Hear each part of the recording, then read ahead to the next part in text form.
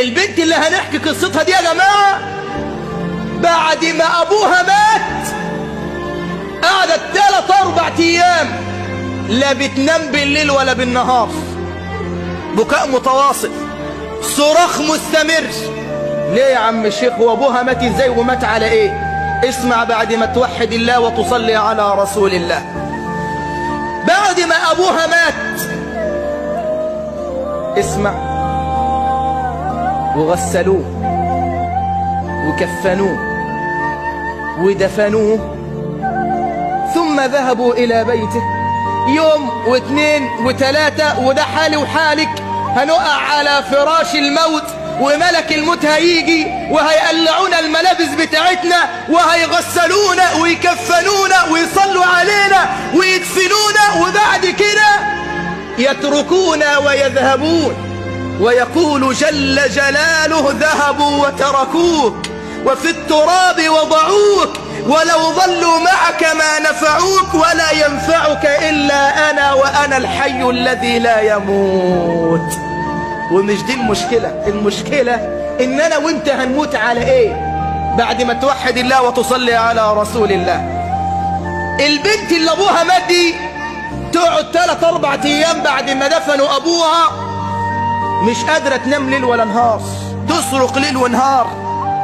فحكوا قصتها قدام شيخ من المشايخ يعرف البنت دي وجار للبنت دي، يعرف أن البنت ملتزمة ومتدينة. فتعجب الشيخ من حال هذه البنت، يعني بنت ملتزمة ومتدينة وقارئة للقرآن وما سمعنا عنها إلا كل خير. يحدث الشيخ نفسه إزاي بس تكون معترضة عن قضاء ربنا بالطريقة دي. فذهب الشيخ مع قريب لها إلى هذه البنت وقعد مع البنت. يعني انت بقالك 3-4 أيام يعني أبوك مات، وبيكلمها عن الصبر وعن رحمة ربنا جل جلاله. قالت والله يا شيخ ما أبكي اعتراضا على قضاء الله. اللهم بتبكي على ايه؟ قالت له ما يعني لازم أكلمك على انفراد في وجود حد، مفيش مشكلة، لأن اللي أنا شفته يا عم الشيخ هقول ايه واحكي ايه يا عم الشيخ.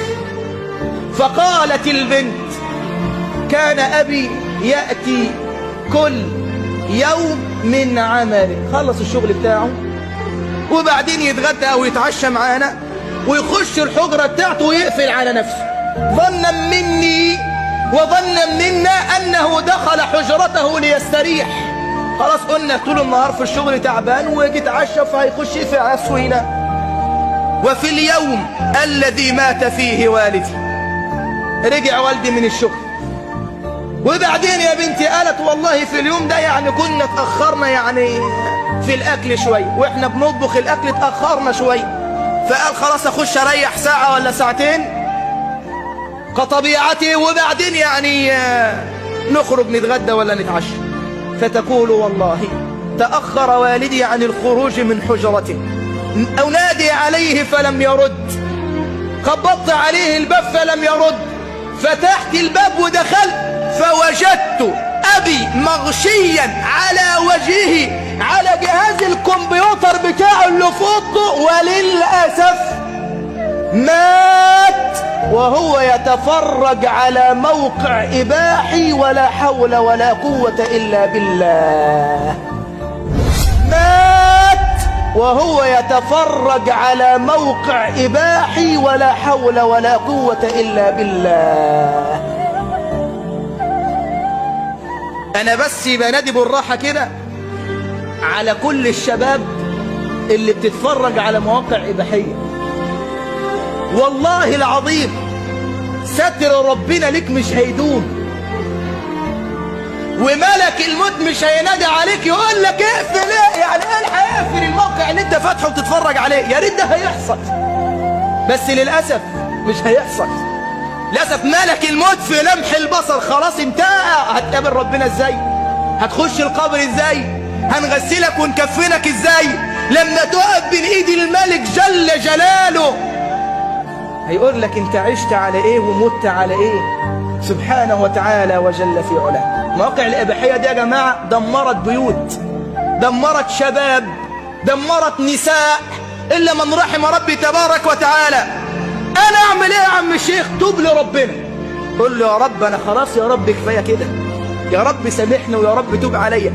حافظ على الصلاه في وقتها والصلوات الخمسه في وقتهم، ده الحل بقى لو انت عاوز بقى تتخلص من اي ذنب، عاوز ربنا يكرر في قلبك اي معصيه، عاوز ربنا يكرر في قلبي العاده السريه يا عم الشيخ، عاوز ربنا يكرر في قلبي ان انا ما اتفرجش على مواقع اباحيه، عاوز ربنا يكرر في قلبك اي معصيه، نفسي يا عم الشيخ حافظ على الصلوات الخمسه في ميعادها.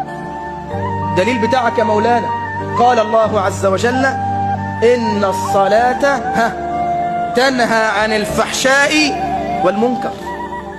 معنى تنهى هنا يعني بيقول لك ان العبد ده اللي محافظ على صلاته ده يعني بيقع في كتير من الاوقات، بيعصي ربنا في كتير من الاوقات. لا اقول ذلك من باب ان تتجرأ على ربك ومولاك، ولكن اقول ذلك من باب انك اذا وقعت حافظ على الصلاه، ما تبطلش صلاه.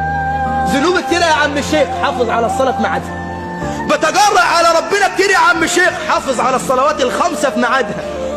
انا بس يعني في ذنوب كده يا عم الشيخ انا مش قادر اشيلها من قلبي يا عم الشيخ، حافظ على الصلاه في ميعادها. قال جل وعلا ان الصلاه تنهى عن الفحشاء والمنكر. ببركه هذه الصلاه سيكره الله عز وجل ما في قلبك كل ذنب وكل معصيه. بس انت بس حافظ على الصلاه كده وارجع لربنا جل جلاله وقول له يا رب خلاص يا رب يعني هفتح صفحه جديده معاك يا رب.